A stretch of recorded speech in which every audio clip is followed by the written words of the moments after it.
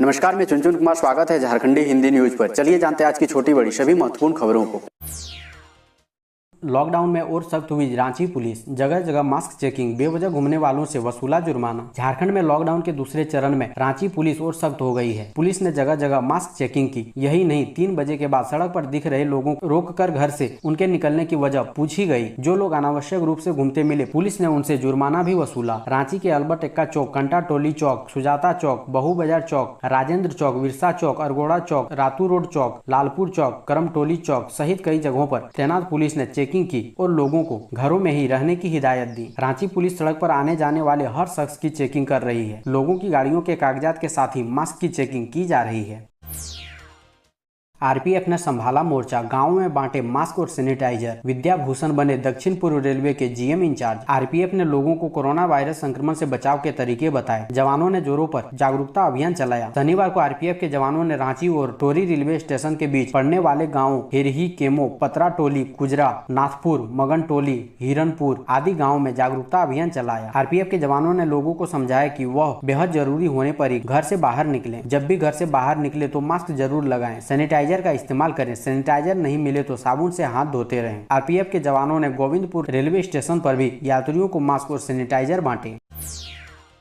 झारखंड की चाईबासा पुलिस को मिली बड़ी कामयाबी। देसी हथियार के साथ नक्सली संगठन पीएलएफआई के 6 नक्सली गिरफ्तार। झारखंड की चाईबासा पुलिस को बड़ी सफलता हाथ लगी है। पुलिस को मिली सूचना के अनुसार चक्रधरपुर अनुमंडल के टेबो थाना क्षेत्र होरोगदा टोला के पास प्रतिबंधित नक्सली संगठन पीएलएफआई के एरिया कमांडर हरि सिंह सांडीपूर्ति और मोदी एवं उसके दस्ता के सदस्य कोई बड़ी अपराधी घटना को अंजाम देने की फिराक में थे। सूचना का सत्यापन और आवश्यक कार्रवाई करने के लिए पुलिस ने टीम का गठन किया। पुलिस ने होरोगदा पहाड़ी पर सर्च अभियान चलाते हुए देसी कार्बाइन और 10 गोलियों के साथ पीएलएफआई के 6 सदस्यों को गिरफ्तार कर लिया।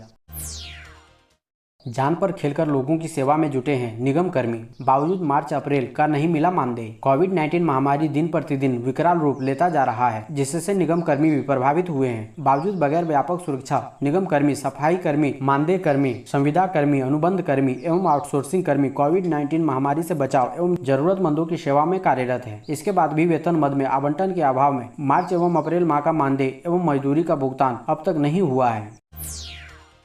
बिरसा मुंडा पार्क में स्थित हॉस्टल को कोविड अस्पताल बनाने की मांग। कोरोना संक्रमण के बढ़ते प्रभाव और मरीजों की लगातार बढ़ रही संख्या को देखते हुए अस्पताल एवं बेड की संख्या बढ़ाने की मांग झारखंड वनांचल आंदोलनकारी मोर्चा के प्रदेश संयोजक सह झामुमो महानगर कमेटी के पूर्व अध्यक्ष देबू मोहतो ने की है। मोहतो ने मुख्यमंत्री को ट्वीट करते हुए यहाँ की स्थिति से अवगत कराया है और समस्याओं के समाधान को लेकर सुझाव भी दिए हैं। मोहतो ने कहा है कि जिस प्रकार से धनबाद जिला में अस्पताल, बेड, ऑक्सीजन आदि की कमी हो रही है, उसे देखते हुए बिरसा मुंडा पार्क स्थित 5 मंजिला हॉस्टल को अस्थायी अस्पताल के रूप में उपयोग किया जा सकता है। मोहतो ने कहा कि जिले में मरने वालों की संख्या में लगातार बढ़ोतरी हो रही है। मरीजों को ऑक्सीजन, वेंटिलेटर एवं अन्य जरूरी चिकित्सीय सुविधाएं नहीं मिल पा रही है। चिकित्सकों से संपर्क करने पर घर में ही इलाज कराने की सलाह दे रही है। सरकारी से लेकर निजी नर्सिंग होम तक बेड फुल हैं। ऐसी स्थिति में लोगों को मेडिकल सुविधाएं मिले, इसके लिए जिला प्रशासन और राज्य सरकार का कार्य सराहनीय है। कोरोना से जंग में सेल का बड़ा निर्णय। ऑक्सीजन सुविधा से लैस 500 बेड का बोकारो में खुलेगा अस्पताल। रांची के बाद कोरोना केयर के मामले में बोकारो राज्य का सबसे बड़ा चिकित्सा केंद्र बनने जा रहा है। लगातार मरीजों की बढ़ती संख्या को देखते हुए सेल ने अपने 5 महत्वपूर्ण इस्पात संयंत्रों के अस्पताल व शहर में गॉसियस ऑक्सीजन सुविधा से लैस 2500 अतिरिक्त बेड स्थापित करेगा। यह सुविधा सेल के 5 एकीकृत स्टील प्लांटों भिलाई, राउरकेला, बोकारो, दुर्गापुर तथा बर्नपुर में उपलब्ध वर्तमान सुविधा के अतिरिक्त होगी। इसमें से 600 से 700 बेड अकेले बोकारो में होगा। जमशेदपुर में सिर्फ 2 ही केंद्रों पर हो रहा कोरोना वैक्सीनेशन। रेड क्रॉस में पड़ रही दूसरी डोज। झारखंड के जमशेदपुर शहर में कोरोना वैक्सीन की किल्लत हो गई है। शहरी क्षेत्र के लगभग सभी सेंटर बंद हैं। सिर्फ साक्षी स्थित रविंद्र भवन व बिट्टूपुर स्थित LIC भवन में ही वैक्सीनेशन की पहली डोज मिल रही है। वहीं साक्षी स्थित रेड क्रॉस भवन में दूसरी डोज दी जा रही है। हालांकि अधिकांश लोगों को वैक्सीन खत्म होने की जानकारी नहीं होने की वजह से सेंटर तो पहुंच रहे हैं, लेकिन नहीं मिलने से निराश होकर ही घर लौट रहे हैं। निजी अस्पतालों में भी वैक्सीन खत्म हो गई है। जमशेदपुर में वैक्सीन के लिए 40 से अधिक सेंटर बनाए गए हैं, लेकिन अधिकांश जगहों पर वैक्सीन नहीं है। कोरोना से डरे नहीं, तनाव हो तो इस नंबर पर करें फोन, मिलेगी सही जानकारी। राजधानी रांची सहित पूरे राज्य में हर दिन कोरोना संक्रमण के मामले बढ़ रहे हैं। राज्य सरकार की ओर से हालात को संभालने के लिए स्वास्थ्य सुरक्षा सप्ताह की शुरुआत की गई है। लोग अपने अपने घरों में हैं। ऐसे में कई परिवारों में बीमारी को लेकर लोगों में तनाव देखा जा रहा है। इससे बचने के लिए जीवन संस्था की ओर से हेल्पलाइन नंबर जारी की गई है। अगर आप बीमारी को लेकर किसी भी तरह का तनाव महसूस कर रहे हैं तो 9297777499 या 9297777500 इन मोबाइल नंबरों पर संपर्क कर सकते हैं। रांची एयरपोर्ट के पास अंधाधुंध फायरिंग कर हत्या मामले में 2 दिन बाद भी पुलिस के हाथ खाली। रांची के एयरपोर्ट थाना क्षेत्र के हुंडरू में हुई जमीन कारोबारी धर्मदेव साहू उर्फ गब्बर की ताबड़तोड़ गोली मारकर हत्या करने मामले में पुलिस को कोई सुराग हाथ नहीं लगा है। 2 दिन बाद भी पुलिस के हाथ खाली हैं। गौरतलब है कि बीते शुक्रवार को अपराधियों ने सारी गोलियां सीने के आसपास उतार दिया। घटना बिरसा मुंडा एयरपोर्ट परिसर स्थित थाना से महज 1 किलोमीटर की दूरी पर अंजाम दिया गया था। बाइक पर आए 4 हथियारबंद अपराधी घटना को अंजाम देने के बाद आराम से भाग गए थे। केंद्र सरकार की नीतियों के खिलाफ लड़ाई तेज करेगा यूथ इंटक। ऑनलाइन बैठक में हुआ निर्णय। मजदूर दिवस के अवसर पर राष्ट्रीय कमेटी की ऑनलाइन बैठक हुई। केंद्र सरकार के किसान व श्रम विरोधी कानून के खिलाफ लड़ाई तेज की जाएगी। बैठक की अध्यक्षता यूथ इंटक के राष्ट्रीय अध्यक्ष संजय गाबा ने की। इस मौके पर मुख्य रूप से उपस्थित इंटक के राष्ट्रीय महामंत्री संजय सिंह ने कहा है कि कोविड महामारी की वजह से आने वाले दिनों में मजदूरों के लिए और भी बड़ी चुनौती है, क्योंकि इस महामारी के दौरान और उनके बाद भी इसका सबसे बड़ा शिकार मजदूर वर्ग ही होता है। इसलिए उनके भविष्य के लिए बड़ी लड़ाई की तैयारी करनी होगी। सीबीएसई 10वीं का रिजल्ट 20 जून को। सीबीएसई यानी केंद्रीय माध्यमिक शिक्षा बोर्ड 10वीं बोर्ड का रिजल्ट 20 जून को जारी कर देगा। सीबीएसई ने इसकी घोषणा कर दी है। साथ ही सीबीएसई ने नोटिफिकेशन में कहा है कि छात्रों के स्कोर की गणना के लिए एक नई स्कीम तैयार की गई है। इसी स्कीम के अनुसार रिजल्ट जारी किया जाएगा। बोर्ड ने स्कूलों से कहा है कि इंटरनल मार्क्स 11 जून तक जरूर अपलोड कर दें। गौरतलब है कि सीबीएसई ने 4 मई से 7 जून तक होने वाली 10वीं बोर्ड की परीक्षा पहले ही कैंसिल कर दी है। छात्रों के स्कोर कार्ड बनाने के लिए सीबीएसई ने जो टेबुलेशन पॉलिसी बनाई है, उनके अनुसार छात्रों को 20 अंक फाइनल इंटरनल मार्किंग पर जबकि 80 अंक पूरे साल हुए विभिन्न परीक्षाओं में उनके प्रदर्शन पर दिए जाएंगे।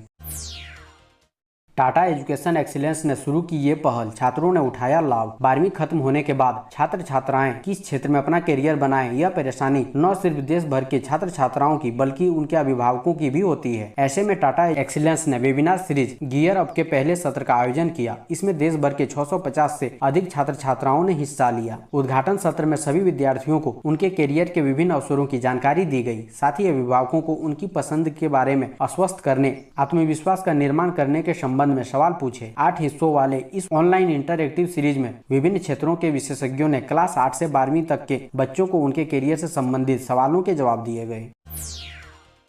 4 मई से चौकदर रेलगाड़ियों का परिचालन होगा बंद। यात्रियों की लगातार कम हो रही संख्या के मद्देनजर रेलवे के लिए कुछ ट्रेनों का परिचालन घाटे का सौदा हो रहा है। ट्रेनें खाली दौड़ रही है। इसे देखते हुए जिन ट्रेनों को पर्याप्त संख्या में यात्री नहीं मिल रहे हैं, रेलवे उनकी सूची तैयार कर रही है। स्क्रीनिंग के बाद ट्रेनों को अगले आदेश तक बंद किया जा रहा है। इसी क्रम में बिहार की 23 ट्रेनों को 29 अप्रैल से अगले आदेश तक के लिए स्थगित कर दिया गया है। अब पूर्व रेलवे ने चौकदर ट्रेनों को बंद करने का ऐलान कर दिया है। इनमें कुछ ट्रेनें झारखंड के टाटानगर स्टेशन और बिहार के भागलपुर स्टेशन तक जाती है। ज्यादातर ट्रेनें पश्चिम बंगाल में ही चलती है।